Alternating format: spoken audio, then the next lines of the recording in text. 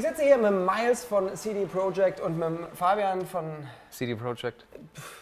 wegen mir. Und wir schauen uns heute an The Witcher 3. Das ist tatsächlich das Spiel, auf das ich in diesem Jahr wohl am meisten warte. Und von dem ich schon letztes Jahr gesagt habe, das wird das Spiel 2015. Und ich bin sehr gespannt. Ich spiele nämlich jetzt wirklich zum ersten Mal. Wir spielen auf dem PC, auch wenn ich hier ein Gamepad habe. Warum eigentlich, Miles? Wir arbeiten noch an den PC-Controls. Ach so, na gut. Für Warum euch du auf PC spielst oder warum du mit und für Pad dieses spielst? Spiel. Warum ich mit Pad spiele. Ich glaube, das ist jetzt einfach hier ein bisschen einfacher. Ja, das möchte ich hoffen. Apropos einfach, wir haben das Spiel auch auf den niedrigsten Schwierigkeitsgrad gestellt, denn ich kann halt mit dem Gamepad nicht spielen. Aber The Witcher spiele ich tatsächlich auch für die Story. Und lustigerweise heißt der niedrigste Schwierigkeitsgrad nur die Story. Und das finde ich sehr nett. Da komme ich mir nicht so doof vor. Danke dafür. Ja, es gibt halt viele Spiele, die sehr stolz sind. Ne? Ja, wir alle sind halt stolz als Ich Spieler. gehöre dazu. Was machst du bei CJ Projekt, ganz kurz? Ich bin Leveldesigner. Alles, was wir hier quasi so sehen. Das heißt nicht, dass alles, was wir jetzt sehen, ich hier gemacht habe, ne, Fabian? Aber fast. Was hast Fast. du gemacht? Viel Aber- habe ich gemacht. Ja. Ich kümmere mich halt eben, dass da Landschaften in der Welt sind und wie diese Landschaften gestaltet sind, dass sie eben auch thematisch konsequent in der Welt durchgesetzt sind. Dann schauen wir uns doch gleich mal ein bisschen Landschaft an. Also wir haben neulich zum Beispiel gesehen, wie Miles zur Abendstunden noch im Büro war und hat in Novigrad Lichter aufgehangen. Damit diese Stadt, wenn es dunkel wird, schön beleuchtet ist. Solche Sachen können da auch dazu. Häuser einrichten, oder? Korrigiere mich, wenn ich was falsch sage. Es ist recht weit gestreckt, das Feld. Also das fängt an irgendwie, so eine Welt fängt ja nicht hübsch an. Das ist am Anfang erstmal nichts, da ist halt nur vielleicht das Gras. Und dann fangen wir an, so eine Dörfer zu bauen, nur mit so wirklich grauen Geometrien, um zu sagen, na, hier wird mal ein Haus stehen, hier kommt grob eine Brücke hin und das wird grob mal das sein und das wird dann halt phasenweise aufgearbeitet, bis es dann irgendwann so hübsch aussieht und da bin ich eigentlich im ganzen Prozess mit dabei von Anfang Könntest du bis Ende. aufhören, das Kind mit dem Pferd zu belästigen? Und ja, es reagiert. So, ich habe es gemerkt, ich wollte nur das testen. Also wir sind jetzt hier in White Orchard. Was ist denn die Geschichte soweit? Wir haben das nämlich einfach mal übersprungen, damit ihr da draußen nämlich auch was Neues seht. Denn die Vorgeschichte, die gab es schon zu sehen, aber wir schauen uns jetzt ein paar neue Teile an. Ja, also Geralt ist gerade auf der Suche nach einer bestimmten Person. Namens Yennefer. Das habe ich schon mitgekriegt. Und Yennefer ist quasi Geralts Vertraute, die lange jetzt in den ersten 2 Spielen auch nicht vorgekommen ist. Und jetzt endlich ist er auf der Suche nach ihr und seine Suche bringt ihn halt in dieses Dorf hier, White Orchard. Okay. Und das machen wir halt jetzt. Jetzt ist halt dieser Bereich, den wir haben, ist jetzt quasi unser Prologbereich, unser Anfangsbereich. Und dem Die Frage ist beantwortet. Frage Wir haben halt ist die also- Tiere umbringen. die Gans ist die beste eigentlich. Auch. Die hier. Ja, gute Idee. Sehr gut. Das ist das Beste. Also man arbeitet so 3 Jahre, 3,5 an so einem Spiel und versucht halt diese ganzen Terrains und sowas hübsch darzustellen und dann am Ende rennen die Leute doch nur den Gänsen hinterher. Es tut mir leid. Und das ist, also ich kann mir hier auch ständig wahrscheinlich irgendwelche Subquests und dergleichen abholen. Ja, genau, teilweise kriegst du halt hier von diesen Sachen Quests, teilweise geben die aber auch einfach so ein bisschen Informationen, Hintergrundinformationen über den Zustand der Welt. Das ist halt ganz wichtig für uns hier in diesem Bereich vor allem, weil Witcher 1 und 2, da war der Start wahrscheinlich ein bisschen zu rabiat, sehr überwältigend. Und hier versuchen wir halt wirklich den Spieler langsam in die Welt hineinzuholen und ihm dann halt mit so, ich weiß nicht, wenn du den Weg lang reist, dann hörst du halt so welche Gespräche, die halt da sind. Und die Gespräche sagen dann halt, hier ist Krieg. Dann weiß der Spieler, was los ist. Und Ja, das war tatsächlich auch mein Problem mit dem zweiten Teil. Den ersten habe ich nicht gespielt, aber der zweite setzt schon gleich in der ersten Szene so viel voraus, was man eben aus den Büchern oder aus dem ersten Teil dann wahrscheinlich schon kennen sollte. Und ich dachte wirklich eine Weile, ich habe hier irgendwas verpasst. Ich habe ein Level übersprungen, aus Versehen weggeklickt oder so. Aber nee. Und das ist natürlich eine sehr gute Idee, wenn ihr sagt, für den dritten Teil machen wir das mal ein bisschen leichter für die. genau, der Einstieg die ist neu ein sind. bisschen ein bisschen leichter. Ist das hier, sehe ich das richtig? Jetzt Das wäre jetzt zum Beispiel hier eine Sidequest. Ja? Eine Wir könnten Sidequest. dem tollen Zwerg da jetzt noch, der sehr wütend zu sein scheint, noch eine Weile zuhören. Oder du kannst auch mit ihm reden und dann mal gucken, was er zu erzählen hat. Sag du mir, soll ich diese Sidequest machen oder soll ich der Hauptquest folgen? Ich meine, das wird ja nachher wieder, das wird Wochen und Monate dauern, dieses Spiel durchzuspielen. Ja, wir könnten zum Beispiel mal die Sidequest machen. Ja, warum Dann nicht? machen wir das doch. Warum auch nicht? Die geht gar nicht so lang. What happened here? Oh, got a wee bit chilly the night, so I set fire to my forge. Nice and roaring. Roasted some wieners. What do you think happened, dimwit? Some bugger set alight me workshop. Dass die I've lost Zwerge everything. immer so Schotten sind. Everything! Ja. Ich bin immer so ein gutmütiger Typ. Sorry. Ich bin immer nett zu den Leuten. Und, Any suspects? gefühlvoll. Macht Oh, sich auch, damn das zahlt sich auch village. aus. I've lived here Also dein half Verhalten since. wird schon zu einem gewissen Grad reflektiert. Du meinst jetzt in meinem Leben so? Auch in Oder deinem im Leben, aber auch wie Spiel? du wahrgenommen wirst. Achso. Ah, ne. Smith around, so I In diese, ob sich das auszahlt. Ja, immer nett sein. Das hat Miles mir nämlich vorhin verraten. Das ist, wir können uns vielleicht noch mal kurz darüber unterhalten. Bei The Witcher 2 war es so, und ich bin halt so eine Art Spieler, ich komme schlecht mit Entscheidungen zurecht, beziehungsweise möchte mich da nie festlegen. Gerade bei einem Spiel möchte ich immer wissen, was sind denn die unterschiedlichen Ergebnisse, je nachdem, wie ich mich entscheide. Und da gibt es ja in Witcher 2 eine Stelle, ja, Moment, ich muss mir gerade sagen, dass ich das annehmen will. Da gibt es eine Stelle, wo muss man sich wirklich für zwei komplett unterschiedliche Wege entscheiden. Und ich habe natürlich da gespeichert und später nochmal geladen und nochmal das ganze Spiel ab der Stelle anders gespielt. Hier, meintest du vorhin, sind diese Entscheidungen nicht so offensichtlich. Ja. Sondern, ja, erklär es nochmal. Ja, also generell sind wir also sehr stolz darauf, dass wir nicht in diesen typischen Gut und Böse Allegorien so irgendwie arbeiten, sondern eher uns mit Graustufen so beschmücken.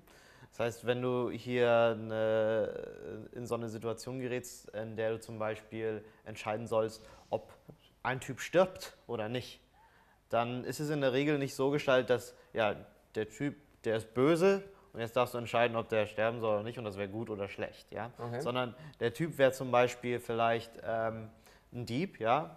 Aber er hat nur gestohlen, weil irgendwie er seine Familie irgendwie ernähren musste und der Krieg irgendwie so. Gleichzeitig hat er aber auf eine Art und Weise gestohlen, dass vielleicht einer dabei umgekommen ist, den er dann wirklich sehr blutrünstig umgebracht hat und so. Und das tönt diese ganze Geschichte schon in so einem ganz anderen Licht, dass man eben nicht mehr genauso weiß, wer ist denn ja jetzt eigentlich der Gute und wer ist eigentlich der Böse. Okay. Und nun musst du da eben Entscheidungen treffen.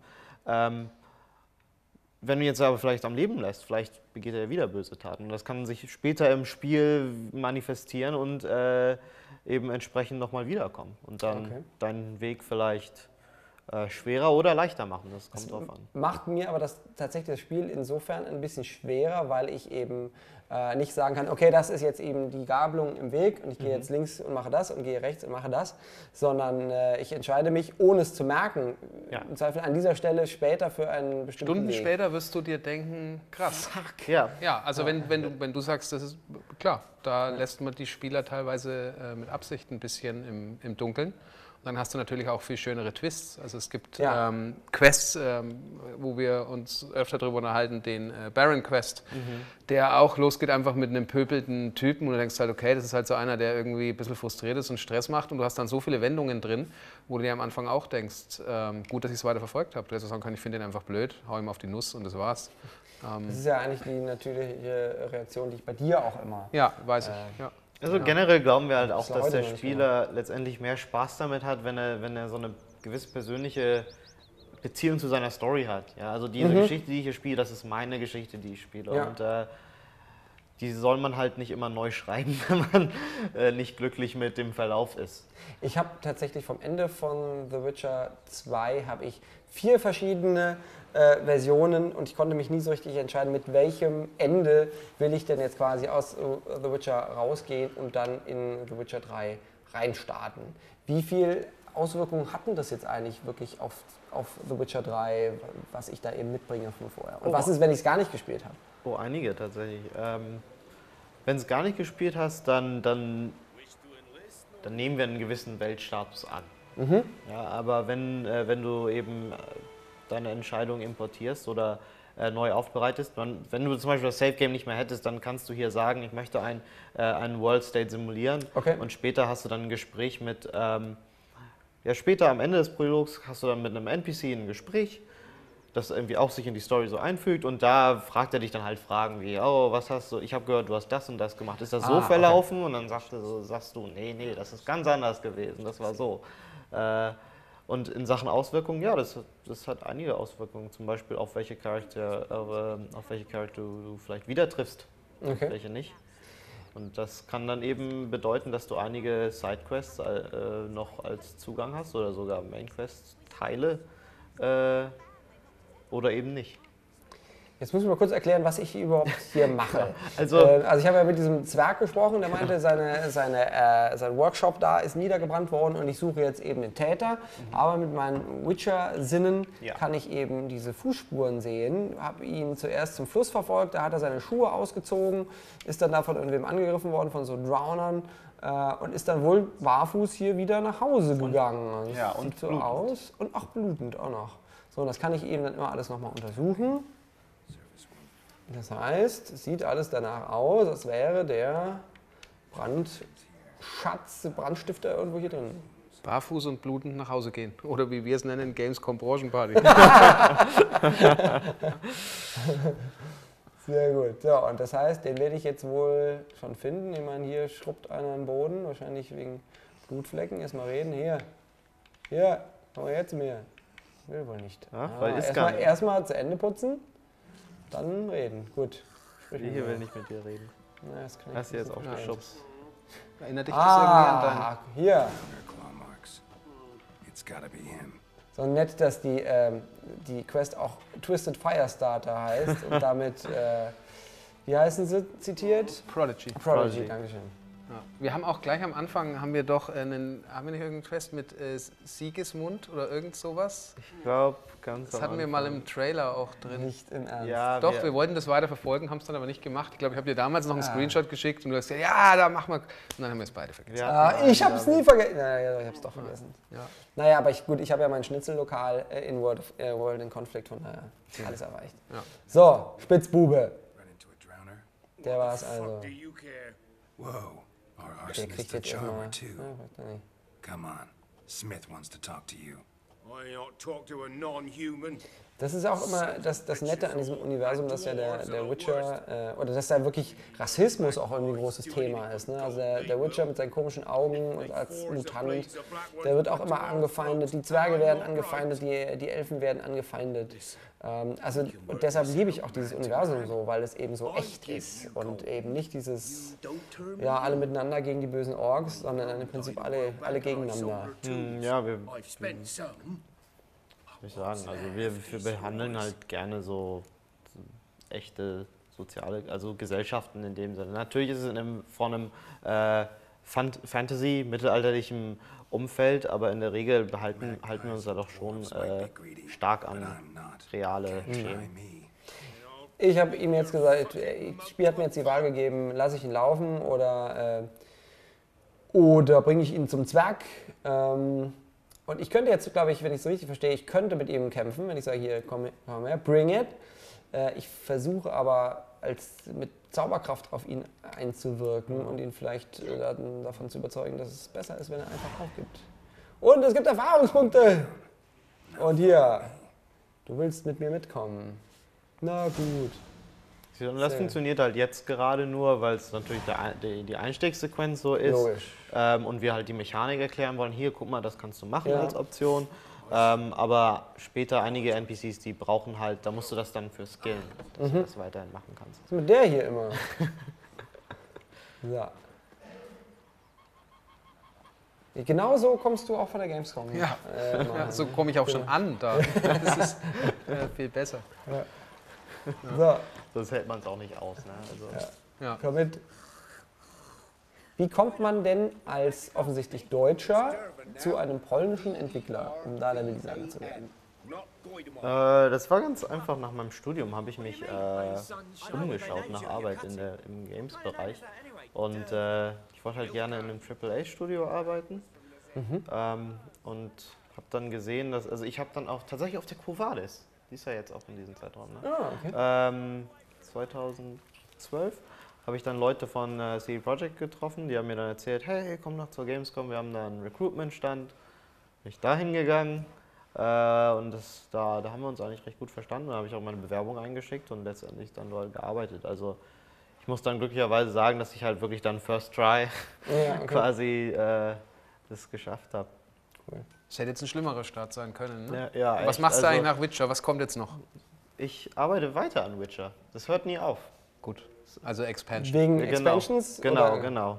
Das muss man vielleicht nochmal klarstellen. Ja, sonst hier Das ist Witcher 4 confirmed. Es ist sich hier um die Expansions handelt. Ja, wir hatten ja viele Leute, wie wir die Expansions angekündigt haben, die dann gemeint haben, Lug, Betrug aus dem Spiel rausgeschnitten und jetzt dann nochmal extra verkaufen. Ah, ja, das Aber wenn du dann den Miles besuchst im Studio, sitzt er dann da und die Landschaften sind noch nicht ganz fertig und er baut da Dinge zusammen. Deswegen flasht mich das selber gerade so ein bisschen, weil ich bin halt jetzt von einer leeren Landschaft, wo kein Gras wächst, gar nichts und keine Bäume stehen und jetzt komme ich auf einmal an und sehe mir das fertige Spiel wieder an und sehe halt, wie es doch besser aussieht als noch selber. Kennst du alles? Im Im Spiel? Spiel? Alles? Nee. Hast du alles gesehen? Nee. Also deswegen, 19. Mai werde ich selber noch mich eine Woche eingraben und dann nochmal spielen. So, ich habe also jetzt hier den Brandstifter zum Zwerg gebracht. Der Zwerg ruft jetzt die Wachen.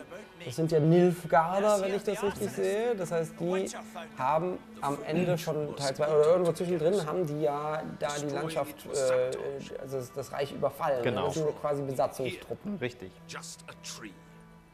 Oh, und jetzt kommt hier also raus, der Brandstifter wird halt direkt am nächsten Baum aufgeknüpft. Es gibt noch nicht mal eine Verhandlung. Das finde ich natürlich nicht so geil. Deshalb sage ich ihm hier, was für Bestrafungen legt ihr denn an den Tag? Ich glaube nicht, dass ich damit jetzt sein Schicksal noch abwenden kann, aber zumindest habe ich meine Haltung zur Todesstrafe preisgegeben. Ja, und das ist halt ein gutes Beispiel für, wie wir halt diese Twists behandeln, dass wir halt eben nicht sagen, okay, dieser Typ, der hat die Schmiede da abgefackelt, der ist eindeutig der Böse, sondern die Entscheidungen, die du triffst, können halt auch weitreichender sein, als du selber möchtest und du hast da auch nur begrenzt Kontrolle drüber. Aber offensichtlich habe ich auch einen direkten Vorteil jetzt davon gehabt. Er meinte, seine Schmiede steht ja noch, also sein Amboss steht noch und jetzt kann ich wohl zukünftig bei ihm, kann ich auch was kaufen oder mir irgendwie was upgraden? Ja genau, also da kannst du dann unser Crafting-System benutzen. Wir haben es quasi so, dass beim Craften, in diesem Spiel ist es so, dass du halt die Rezepte findest, aber du musst halt auch einen Schmied, einen Waffen- oder einen Rüstungsschmied finden, der gut genug ist, um die Items zu machen, die du hast. Okay. Das heißt, in dem Rezept kann stehen, dass du einen Master Blacksmith brauchst. Das heißt, du musst also einen Rüstungsschmied, der eben nicht nur, siehst du, hier steht, dass er ein Amateur ist. Okay. Quasi. Und Wir sind ja noch ganz früh im Spiel. genau, deshalb und da gibt es kann halt er diverse Qualitäten auch bei den Rüstungsherstellern. Ah, das ist auch sehr ähnlich wie der zweite Teil. Ne? Bei manchen kann man dann eben auch diese Rezepte dann quasi kaufen und manchmal muss man die Genau, finden. genau. Das ist schon beibehalten in dem Sinne. Gut, so, dann sage ich dir mal Tschüss So long. und suche mir die nächste Quest. Das ist jetzt, wie gesagt, ganz am Anfang noch, deshalb war das jetzt natürlich keine besonders anspruchsvolle Quest. Aber hier kann ich mir nämlich jetzt auch noch Genau, die das ganzen hier ist Sammlungen unser von. schwarzes Brett. Du hast Witcher 2 gespielt, richtig? Da kann das ja bekannt sein. Stimmt, da kann man die dann alle einsammeln und dann hat man eben ein paar Genau. Quests schon im. Also das, im wenn man als Sackerl. Spieler sich ein bisschen, weil die Welt recht groß ist, da kann man sich mal ein bisschen verloren fühlen und weiß man halt nicht vielleicht, was man genau machen möchte. Und dann kann man sich immer in so einem Dorf an so ein schwarzes Brett wenden und dort nach weiteren Aufträgen und Quests suchen. Also Jetzt habe ich ein paar eingesammelt. Ich will auch mal irgendwie ein richtig alle wach. krasses Monster sehen. Kannst du mir wohl empfehlen? Jetzt kann ich nämlich von der Liste, die ich da habe, kann ich mir eine raussuchen. okay, lass uns mal richtig Monster jagen gehen. Dabei guckst du den Fabian an, kann ich total gut Ja? nachvollziehen. Viele von den Mitarbeitern haben ja ihren Weg in Monsterform ins Spiel gefunden. Ist das so? Ja. Nein, jetzt echt. Fabian allen voran. Ja, der Döler sitzt da irgendwo unter der Nein, also der du wirst, Brücke. wie gesagt, erinnere dich mal dran, was ich da gesagt habe, wenn du diverse Quests, auch die Baron Quest spielst, da wirst du klar erkennen, wer da das Vorbild war für den vermeintlichen Überraschungsgast am Ende der Quest.